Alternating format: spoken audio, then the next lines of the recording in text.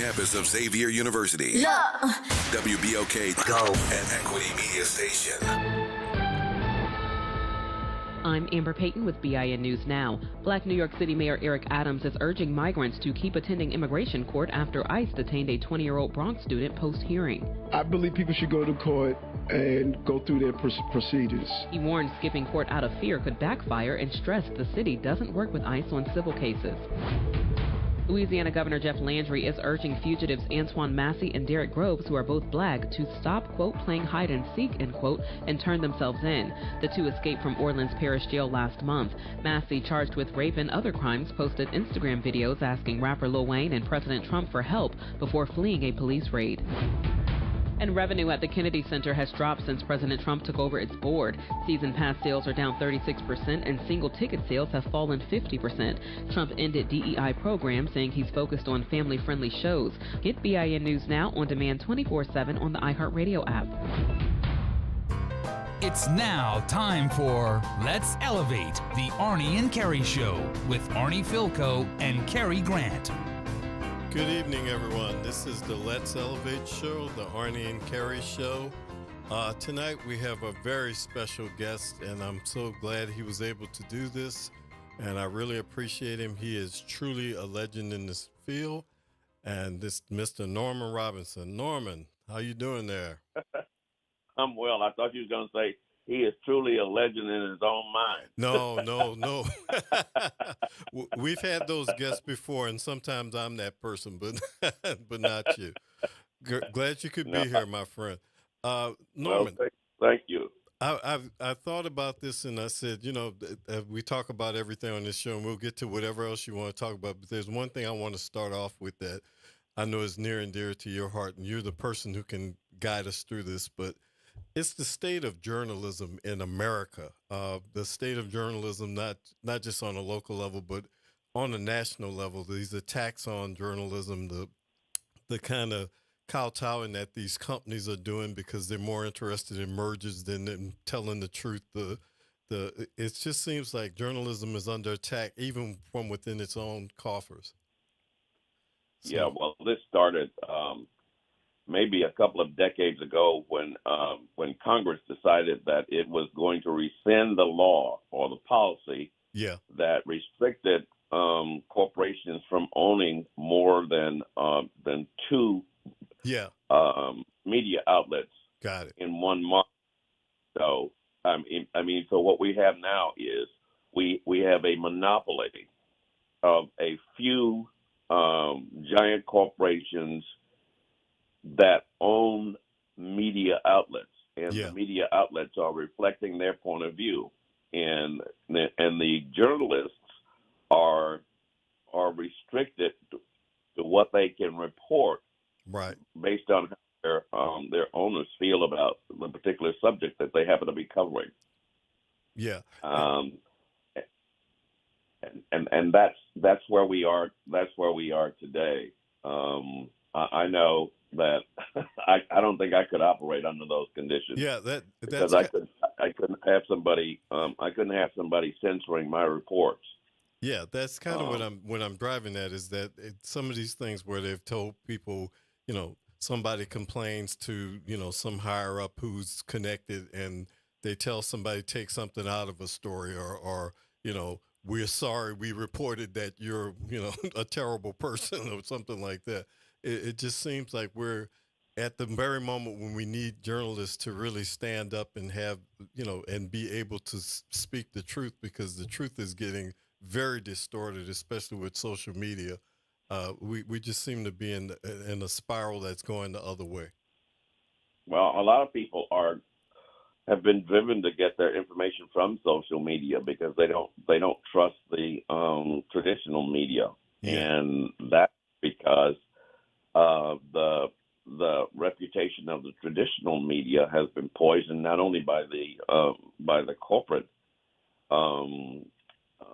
owners, but by the President of the United States, who came up with this fake news.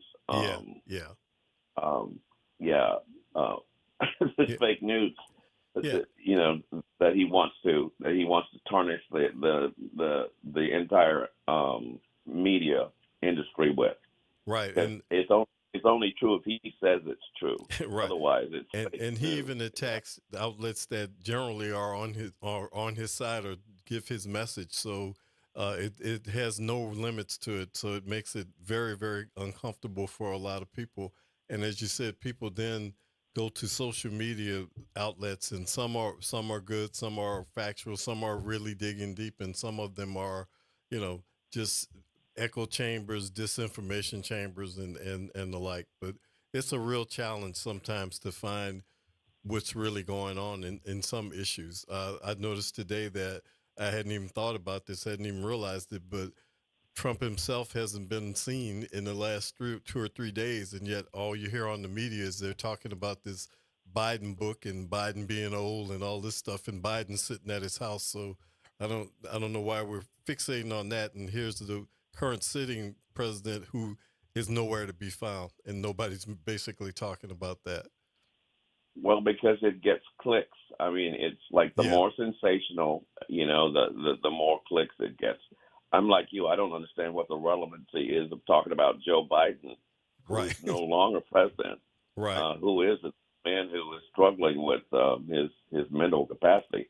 I don't see how that's newsworthy at all. I don't see how that's relevant to anything that we're experiencing today.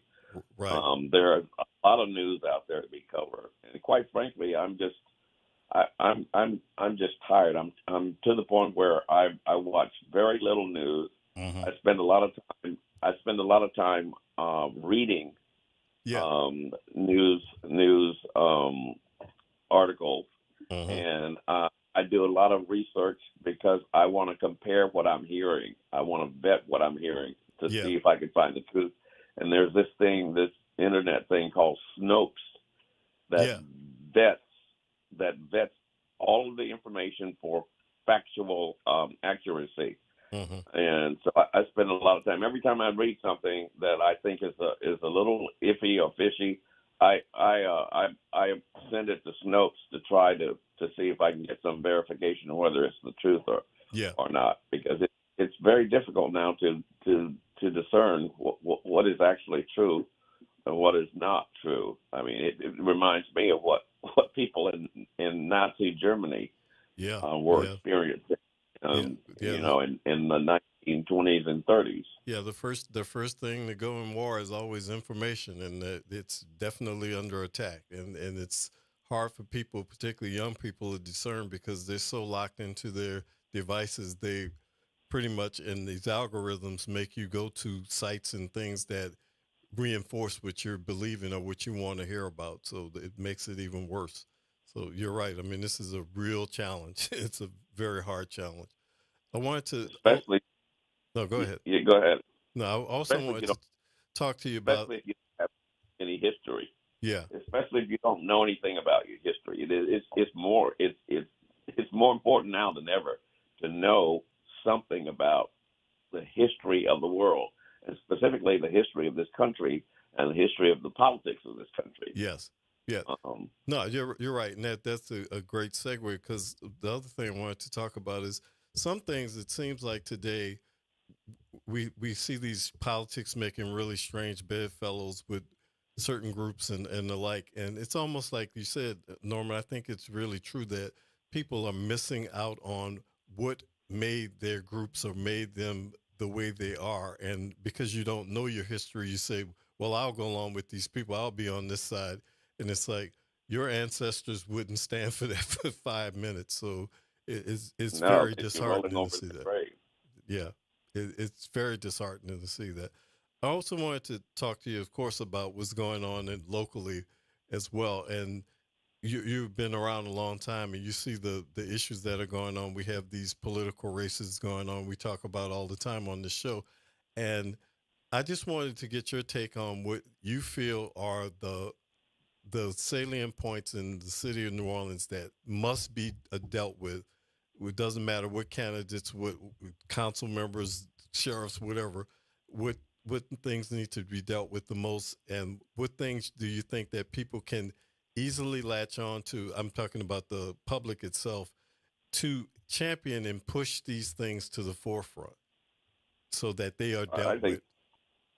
Yeah, the major thing for me, and I think most people, is the condition of the city in Yeah. terms of its infrastructure, in terms of its health, in terms of the services provided for its youngsters, Yeah. and in terms of the safety of the various communities and economic development, and the low wages that people are being paid. Yeah. It just seems to me that that they said the Super Bowl was the second largest economic Right.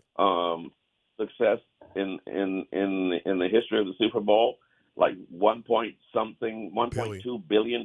Right. Where, Right. where's that money going? Yeah. Is it going to the people of New Orleans, or is it going back to the corporate heads who own all the businesses? Well, yeah, and I think you know, I think what you're saying, and I think this is true of all kinds of events like that. Their only boon to the local economy is that they drive sales tax, particularly in New Orleans, sales, hotel, motel taxes, and those things, which get divvied up. They make the number bigger than it was before. But like you said, the corporation, Mr. Hyatt's not sharing his wealth with the people who work with him. Obviously, his rooms, are 99% full. They said they had 99% 3-day occupancy and that type of thing. And those profits are going to the office in New York. Those profits are not being shared. People's salaries aren't increasing because it's the Super Bowl, or they're getting a special dividend unless they work more overtime or whatever might be available to them. And I'm not saying that's even available. So you're right. I mean, no matter how successful these things are, it's who's making that successful money and where that money ends up at. yeah, and I think the leaders are going to have to find some way of collaborating with each other to come up with a plan that's going to be sustainable enough to improve the streets, to improve the water, to improve the drainage, to improve the electric grid. How long have we been talking about the electric grid being insufficient? Since Hurricane Katrina, we've known that we haven't had sufficient transmission lines, right, to get power to people that's going to be sustained without interruption. We've known this, and it's like it took a Super Bowl for all of the players to come together to figure out a plan to get things straight in a particular segment of the city. So if they could use that kind of energy and that kind of intellectual capital, for the entire city, right. We could really improve things around here in several years. I don't think it would take one administration. One administration, 4 years, could really rectify things that need improving in this city if people were really about the business of getting things done. Yeah. It's like you said about the whole thing with Entergy. I mean, Entergy knew about hardening power lines and that type of thing since Katrina. Since Katrina has had federal dollars, had huge profits, and didn't reinvest into the grid. And every time some squirrel gets caught in a wire, they're like, "Oh God, it's gone down the whole half of the city." And this deal that they made with MISO was supposed to really help. And obviously, MISO just does whatever it chooses to do, which is not even a grid problem, just a management problem that they seem like they have all the power and all the clout, and aren't even being pressed about what they did recently. And will they do it again? They just feel like maybe whenever they feel like they have to do it, they'll just turn off the lights again. Yeah, well, time and time again, it's proven we don't really have a resource problem here. Yeah. We have a managerial problem here. We have a problem on how to manage things and how to get things done, right, and how to implement a system that is going to consistently operate in an efficient manner to meet the needs, of the citizens of this city. And that is simply having a safe environment, having an efficient infrastructure, and having a government that people can count on to deliver service. Yeah, that's it in a nutshell. And like you said, I mean, you're talking about, as you know, I mean, you've been lots of places in the world and in this country. You have a city of 70,000 people. Your square miles aren't that big because most of your square miles are parts of New Orleans East that don't have anybody in them because they're marsh or whatever. And, you can get across the entire city from one end to the other in 20 minutes. So it's not like we're talking about a landmass and a thing that's impossible to do. And I think you're right. I think if everybody just put their nose to the grindstone and said, this is our achievable goal, as they did with one section of the city, you could say that for entire sections of the city. And like you said, in one term of office, in 4 years, you could do a tremendous amount of work. And like you also said, you're still sitting on tons and tons of money that is for those very things. It just has to be put out on the street. Yeah, it has to be managed properly, and it has to be handled strategically. Yes. In an intelligent and systematic manner. I mean, you have to have somebody who's working on this stuff 24 hours a day. Right. Not somebody who's just looking to for self-aggrandizement and to assuage their egos and reward their political cronies. You need people who are workers, people who can get things done, and people who know how to get things done. I mean, Dr. Seuss wrote a book that says it's nice to have fun, but you got to know how. Well, yeah, that's the key. You've got to know how, and you can't be putting people in these positions just because somebody recommended them. You got to put somebody in there who knows what the hell they're doing. And holding accountable, I mean, what I find in this city over all these years is holding people accountable has never been, if you're serving at the whim particularly, well, if you aren't doing the job, then you're gone. It's like your friendship can only go so far, your loyalty can only go so far, but if you aren't delivering, you shouldn't be there. And I think we have to have that attitude. We have a very laissez-faire attitude in New Orleans about everything, and it's never worked. So it's beyond time. And I think we're at a critical juncture where if we don't get in front of these things, we're going to lose everything. I really believe that we're at that critical juncture. You make an excellent point, because I remember a segment in a poll that was done in late December of 2024, last year, a poll that was done, and they asked the questions like, who's staying in New Orleans or leaving in the next 5 years? Yeah. Staying in New Orleans, only 53% of the people polled said that they would stay in New Orleans.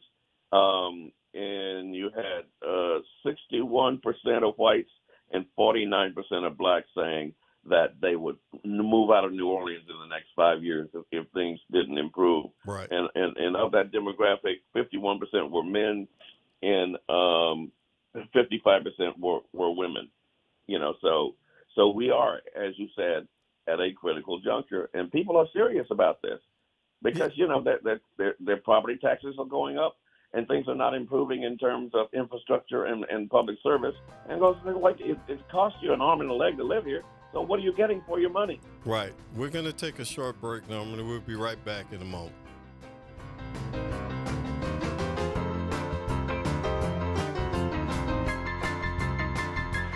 Get in on the conversation at 504-582-9422.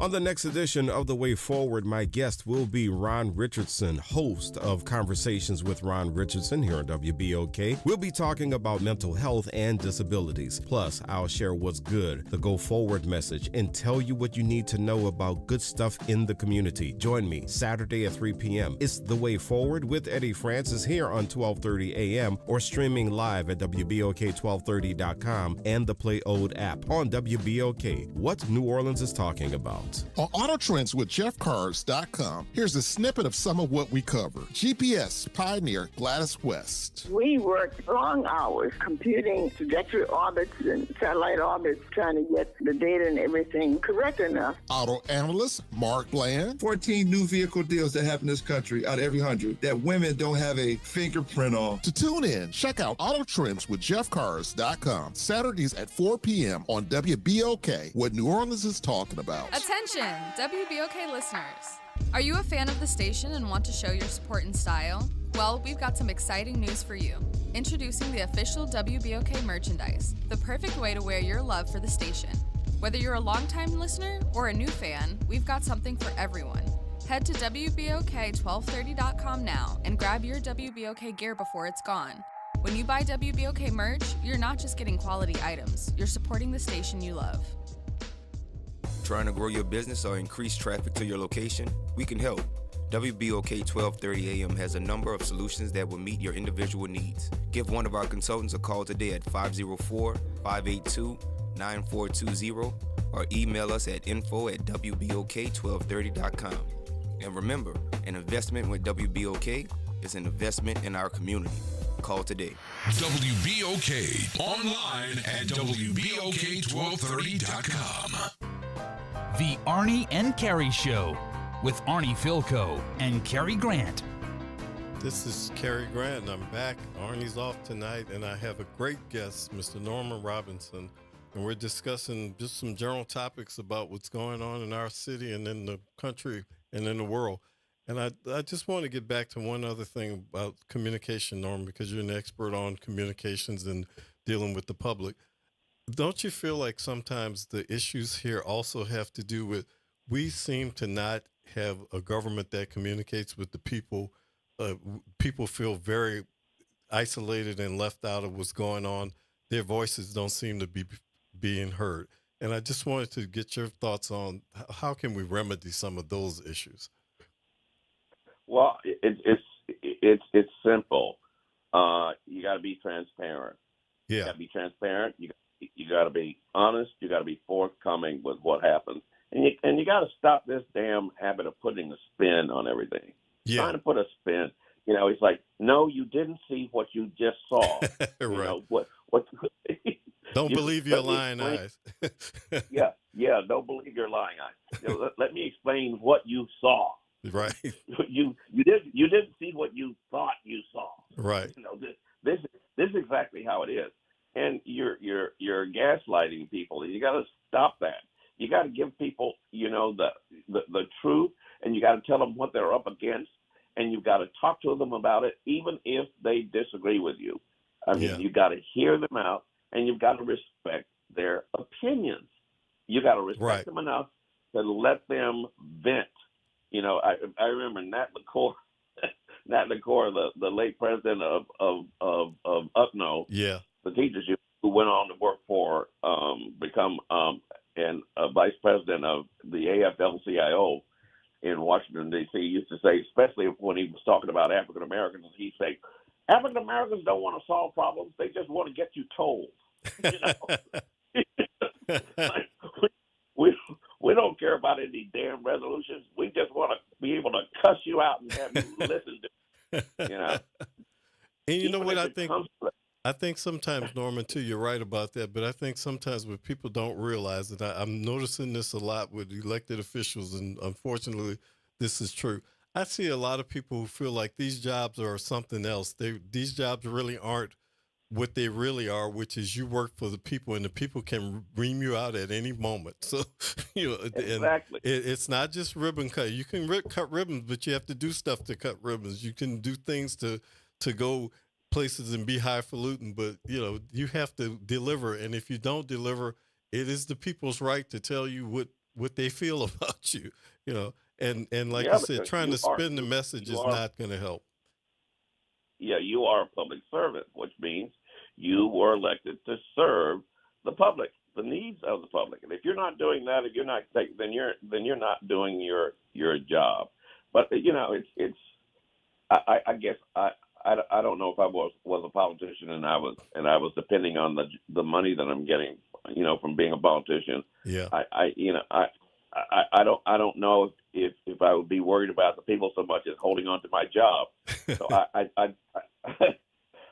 think that's at the forefront of the minds of some politicians. I won't say all politicians. Yeah, I will say yeah. some politicians get into it, and they see it as a meal ticket, and therefore they have to follow the political dance card, and that is to do what I need to do to stay in office, and if that means that I got to cut some corners and cut some deals, and the people suffer because of it, so be it.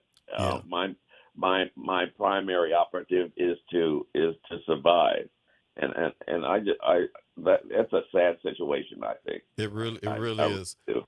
It really because is. there's no way for the people to win in a situation like that. They're always going to get short shrift. That's correct. I think also what you're saying is that you have a situation, and we've seen it in recent events, where it seems like before you tell the public something, especially something that's critical or dangerous, let me think about when I'm going to present that to them, and let me get my story straight before I just go out and say something bad has happened. And that seems to be more dangerous right now than anything else that's happened. Yeah. Let's see how it's going to affect my chances of getting reelected. Yeah. So that's when the spin comes into play. You got to put the right spin on it to make yourself look good. But that is, that's the state of politics, and that's the game that you have to play sometimes, I suppose. But and not to sound like an old timer, but I just get the feeling that sometimes it's about the professionalism of some of the people who work with these people as well, because I don't see the same kind of people who used to do communications in some of these jobs. They don't seem to have the background, and we've talked about this before with news reporters and other people and people in the communications game. It just doesn't seem the same. It seems much more about spin doctoring and a lot of things. It was always that, but it seemed like people had a better handle on appearance, about how to present themselves, how to, it just seems like things have really gotten lax on that front as well. Yeah, well, you bring up a point that sticks in my craw, and that is the lowering of standards. To me, that seems to be a universal lowering of standards, and the way that people present themselves, to me, is lacking in professionalism and the lack of integrity and the lack of commitment. Yeah, I'm just showing up to get a paycheck or whatever, and that wrangles me. It really does. Yeah, and it's very obvious. Yeah, it's very obvious to the public that you don't know what you're doing. Yes, and that makes them more cynical about us, because they can see through you. I mean, you can't. There's one thing about the public: you cannot fool them all of the time. I'm not talking about the cultists, the gullible cultists who believe anything their appointed God of politics will tell them. But I'm talking about the hardcore, earnest person who's looking for factual information and who's looking to have an improved quality of life. You can't fool those people. I mean, they know when they're getting the short shrift, and what they do is they tune you out. And yes, I agree, and I think what's ultimately kind of disheartening to me, and something we have to really work on going forward every day, is that we have so much hope as well in this city, because we have so many good young people who are really persevering through it all. I mean, you think about some of the issues that the younger generation has dealt with COVID and different things that have gone on. We have kids that are just achieving and trying their best, and we seem to be letting them down. And I think that some of the work that you do, you see these kids up and close and personal, and they're striving, whether we as adults are really doing our job or not. Yeah, and they're looking for a way to stay home Yeah. They want Yeah. to have an opportunity to stay home, and so many of them have to leave because that they don't find an opportunity here. That's one of the things that this poll turned up. It's like, is this a place to raise a young family? And only 16% among the 18 to 44-year-olds believe that it's a good place to raise a family. And what about jobs and career advancement? Only 20% among the 18 to 44-year-olds believe this is a good place to find a good job and career advancement. And that's on us. We have to do something about that. Yeah, I think what we have is, like you said, we have a lot of potential things like the bio district and different places like that. But we have people who are graduating. We have 5 universities here. People are graduating and getting master's degrees and everything, and they're not staying home because they just don't have the opportunity. Some of them would love to stay home, and there's just not the opportunity for their particular fields or whatever. And we're not giving them. And I think the other message we're not sending from an economic development point of view is, where are we going? Because are there things that they should be studying that will be here in the future? And it's just not evident to them that these things exist. But they're out there. I mean, I think that from what I see, you have a lot of hope in the next generation of people. It just, like you said, it's just getting them to be to invest in this with some future in it. It's like the political world. You and I both know, back in the alphabet soup organization times and everything, there was always up and coming political people. You just don't see that anymore. You just don't see a lot of them. No, we have to get back to the basics, and that is, of investing in our youngsters and committing to them that we are serious about their well-being. I mean, this is very crucial. I mean, these youngsters are looking for an opportunity to invest in this community. So, the business community here has to reciprocate. Yeah, it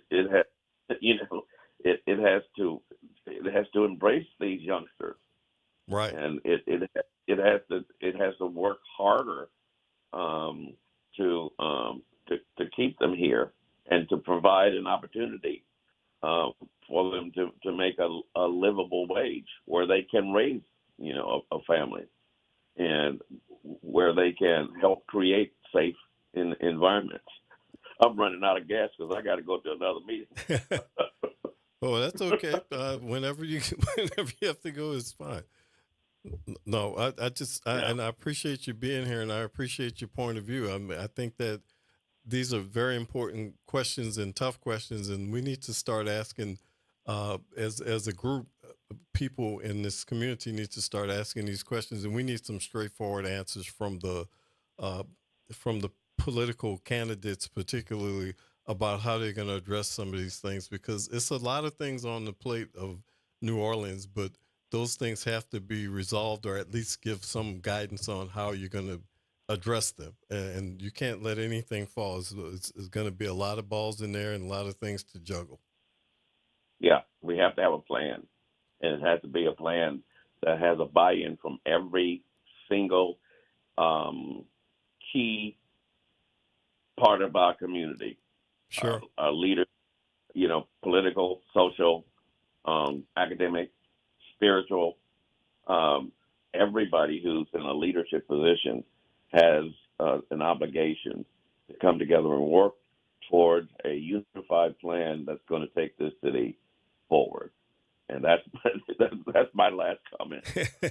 Well, I appreciate you being on the show, and I thank you. And as always, great wisdom, and you're a great asset to the city. And I love you being a friend of mine and a friend of my family, and me. And I appreciate you. And I just want you to always get those kudos from me, that, you're one of those people that I've always looked up to, and I appreciate you. Thank you for being on the show. Thank you, Cary. Don't bury me yet, brother. No, you got a long way to go, man. All right. Love you, man. All right. Thank you. You're welcome. Bye-bye. Right. Good night. That was the great Norman Robinson, and appreciate him being on the show. And we're anybody out there who's listening, we're at 504-582-9422.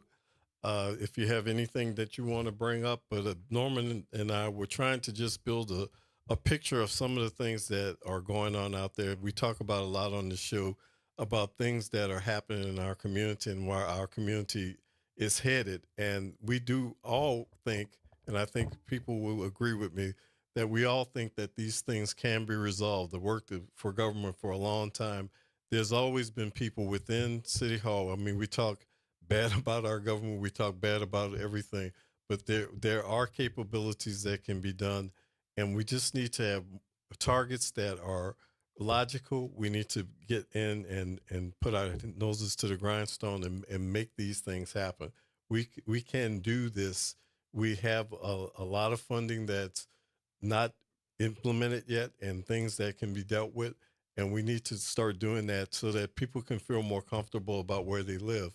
And what we need to do as well is, as a block of voters, as a block of people who have some clout with enough legislators that can make a difference in Baton Rouge, particularly, to deal with some of these problems like the insurance crisis and some of the things that people like Senator Duplessis talked about, where they put in amendments for something that's really important and it was shot down, which is really something that regulates the rates, which is what people want. I mean, it's something that would be very helpful to everybody if they could have something that was on the books and codified that made the rates become more manageable. And I think that those manageable rates would really help people to realize about home sales and the like, because everything that's happening from the federal level all the way down to the local level is affecting the quality of life for everybody. All of the upheaval in Washington is creating problems with the interest rates and the like. So home sales all over the country are stagnant. You know, the thing people always talk about and focus on is inflation. Inflation is a problem, but inflation is not as much of a problem as some of the practical things that are going on right now. And if you create more stuff with these tariff on and off tariffs and all the things that have been talked about, you create more problems for the person who's just trying to buy food and to live their life. So every level of government is being very influential now on the quality of life issues, and it should be and should have remained that the federal government was what it more was a regulator and a funder of things, and not so much something that is trying to disrupt your life and causing a lot of issues. We have a lot of things that we're looking at. I saw in the article recently that the National Weather Service, which had 560 people laid off, and now they're trying to rehire 100 and something of those people because of hurricane season and because they don't have people watching the places like the other night when they had tornadoes in one of the Midwestern states. There was nobody watching the tornado early warning system. They didn't have anybody working that night. So those things are causing practical issues in people's lives, and I think people need to understand that those all of those things are all part and parcel of what we're dealing with. Our issues in New Orleans can be dealt with. Our funding issues that we have, if the federal government doesn't claw back a bunch of funding, can be dealt with. But we have to be very mindful that anything that causes trouble from there causes trouble here. So we need to get on our horse and ride about using those funds today. Those funds are not going to be here for long if we don't use them, particularly the federal funds, and we need to use our capital funds that we have. And if we do a new bond issue, which they've talked about, which could be more infrastructure money, if we do a new bond issue, we're going to have a pretty good sum of money, $500-600 million. But we don't need to have just more money. We need to put that money in front of people's homes so that the quality of life improves here and that people feel better about things.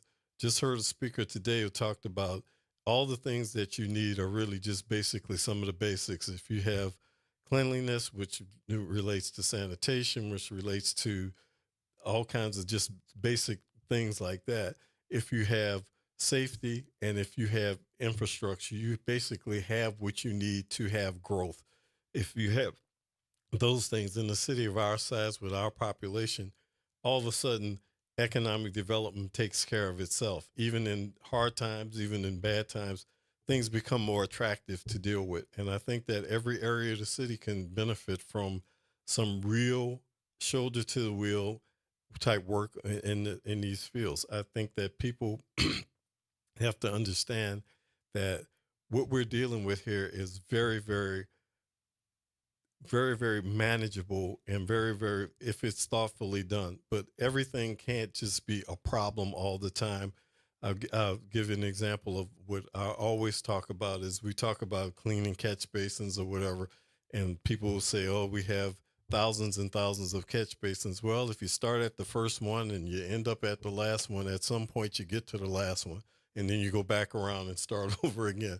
So I think that those are the type of issues that we have. We just do too much triage and too much emergency stuff where when something goes really wrong, we deal with it then.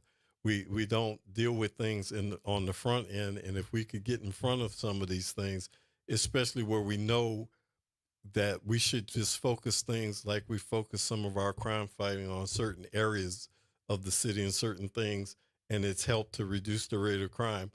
There shouldn't be a situation where we know it floods in this certain area all the time because the drains don't work, that we aren't dealing with the drains, we aren't dealing with the pipes underground in those areas. It doesn't make sense to deal with other areas and in lieu of those areas and just keep letting them flood, keep letting them be a problem. It's not even a logical way of handling yourself. So I think that what we're trying to do with this show is to show people that there are ways out. There are solutions to things. There are lots of groups in the city who are very community minded, doing all kinds of different things for people, for kids, for different parks and playgrounds and different areas that people are focused on, different programs that people are focused on. There's nonprofits everywhere that want to help, that are part of it. But I think we need to really make an effort to bring everybody together to do these things and to do this work. And I think that what Norman and I were trying to say is we need to communicate with people about those things. And we need to be very straightforward and very honest with people. People know what the problems are. It doesn't help you to say that it's not as bad as you think it is, or it's as bad, it's worse than you think it is because it's politically beneficial to you. It's not about what you need. It's about what the public needs. And I think that when we start bringing some candidates into this show, that those are the types of questions that we're going to ask about. We're going to really deal with people and ask them some really pointed questions. And I think what everybody wants is we don't want to hear the usual thing about this is the way, this is the pie in the sky thing or anything like that. We have practical issues, and can you manage those practical issues? How will you manage those practical issues, and what can you do about it? And we're going to take a short break, and we'll be right back.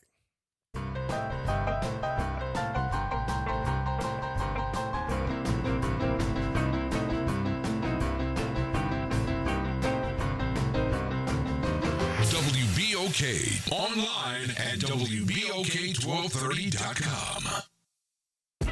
I'm Grant Sashra. And I'm Ro Brown. Please join us for the Sports Report, Wednesdays and Fridays. At 8 p.m. on WBOK. The Sports Report on WBOK 1230 AM.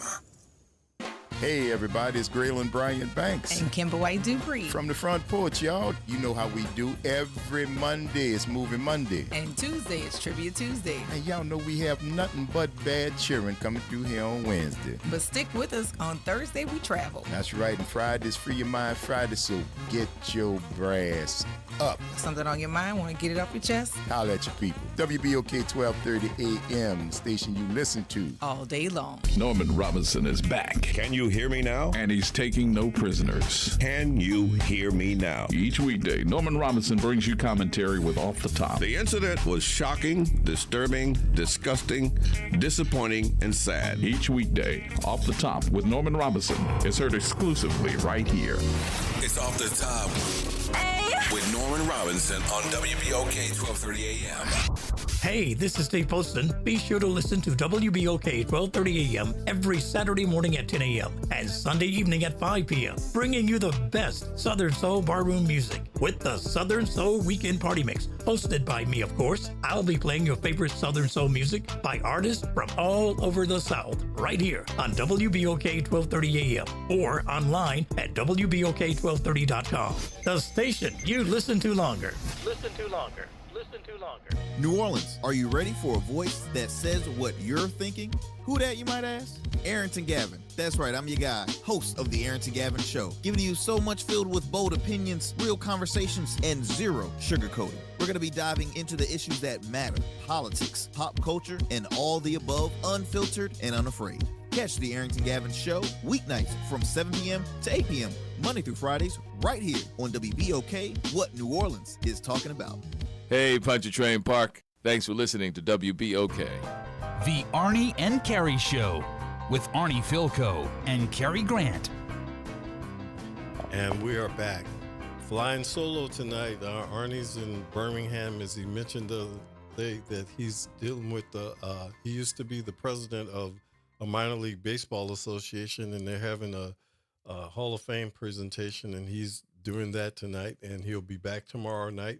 I hope that's going well for him, and they're supposed to have a game and everything. That should be a lot of fun.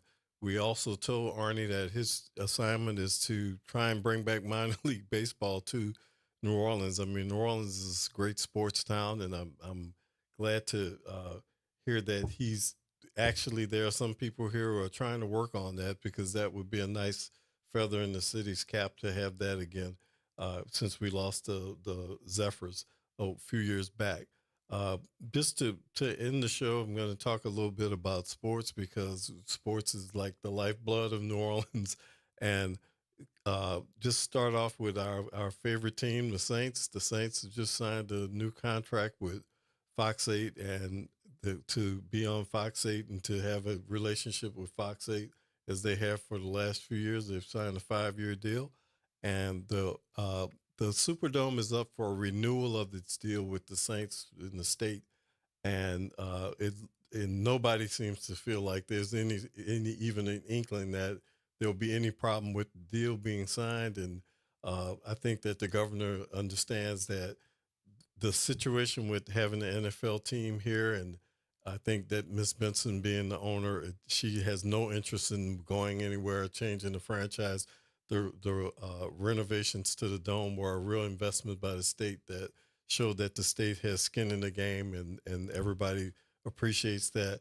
And heard today that it's very, very likely that the Super Bowl will be back here within the next 3 to 5 years. And the NFL was very, very impressed with what happened here, and the proximity of New Orleans, the way New Orleans handled itself, and the party that we gave, and the NFL upper level people really enjoyed it. All the people enjoyed it. The press from all around the world, they had more press than they've had in any other Super Bowl, no matter what anybody says. There were over 6,000 press credentials, and as I said last night, it's almost impossible to believe that they had 6,000 sports reporters, but it was a lot of people and influencers as well doing stories from the Super Bowl. So that's another feather in the cap. And I think that the Saints have been a good citizen. Saw yesterday that the Saints did an outing with their new coach, who seems to be getting the feel of New Orleans as well. And a lot of his players, particularly directed by Demario Davis, went to the 18th Ward Community Center and basically repainted the entire building, fixed the yard, and a lot of other things. And Demario Davis is a great community leader as well as a great player, and he brought a lot of particularly the rookies, to come out and do some painting and do some things for the kids. As he said, And it was very, very telling about where he comes from, and his faith in God is that this is what saved him when he was a young kid, was going to a community center and being a part of that. And I think that he's very, very very committed to that. And I was really glad to see the coach there doing his part, painting and getting to know some of the people in the community. And I was really glad to see some of the younger players who are brand new to the NFL, but, taking some of their off time and showing that they'd be willing to help out in the community. It helps them to see who their fans are and and how the community works here, because it's a lot different than other places. One thing that's very different about New Orleans as opposed to other cities with our season ticket holders and even our stadium setup and the like. In a lot of other places, they have stadium seat licensing. They have a lot of corporate seats, and we don't have a big corporate footprint here, but it actually helps in terms of just regular people having season tickets, being able to go to games, individual games and the like. So we have a much more of a eclectic audience and a more of a middle class and down to earth audience than some stadiums. Some stadiums you go to is very, very sterile and very, very corporately oriented. Seat prices can be $10,000 and $12,000 for season ticket holders just to have a seat license, as they call it, which is just another way to make money. We don't have that in New Orleans, and I think that helps us to have a team that is as much a part of New Orleans as New Orleans is a part of that team, and that means a lot to people, and I think that's really great. So it was really good to see the Saints doing those type of things, particularly, like I said, these guys were doing their OTAs, but they were taking some time off from that, and they did some community service, which they don't have to do. It's not an obligation that's in their contract or anything like that. And it just helps them, particularly, like I said, the rookies, to get to know New Orleans and get a feel for what's going on in the state and in the city. I think also we have a situation going on. We have a lot of controversy going on with the Pelicans that I won't particularly get into because it's still up in the air. But we do have a local guy, Joe Dumars, is taking over as the general manager. Joe Dumars is an old school guy who's going to be very tough about personnel decisions and discipline and having some heart. I mean, he was one of the old bad boys from Detroit, and Joe played the game as tough as you could play it. And I think if he brings some toughness to the Pelicans, some of the issues where they would fade in the end of games will be remedied because it won't be tolerated, really. I think that's a big part of what some of the issues that they have. And that segues right into the last thing that I want to talk about, which is the NBA Finals are coming up. And I've been reading a lot of things about the NBA Finals being, this small market argument versus big markets. Well, the big markets aren't in it. They lost. And the idea of the super team seems to be over as well, because all of these things where you team up LeBron and Luka and all these different groups, well, those things failed as well. So you have two teams that will build basically through trades and through the draft. And these teams with young stars who are really up-and-coming stars, Shai Gilgeous-Alexander and Tyrese Halliburton and others, they are showing the way of maybe the future of the NBA. There's still the issue of too many three-point shots in my mind and some other things, but they play a better brand of basketball. They play a sharing brand of basketball. They go deep within their bench because all these guys are really good. And one thing that they do that most teams don't do anymore, which is very crucial, is they both play defense. So, as I told some people, and it might be wishful thinking, but we might have a game that ends up 55-54 in this series. But I'm gonna wrap it up for tonight. Arnie should be back tomorrow, and we'll have more to talk about on Let's Elevate, the Arnie and Cary Show. Good night, everybody. WBOK online at WBOK 1230.